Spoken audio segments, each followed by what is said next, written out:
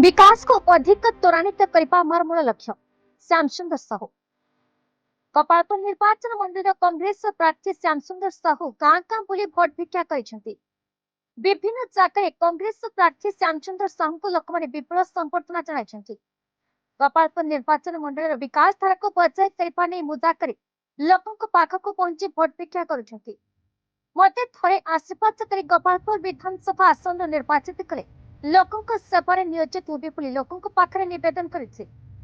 आज गलंसरा पंचमा भालियाकड़ रंटा कनिसी एवं आखपाख अंचल बोली भोट भिक्षा करिछि।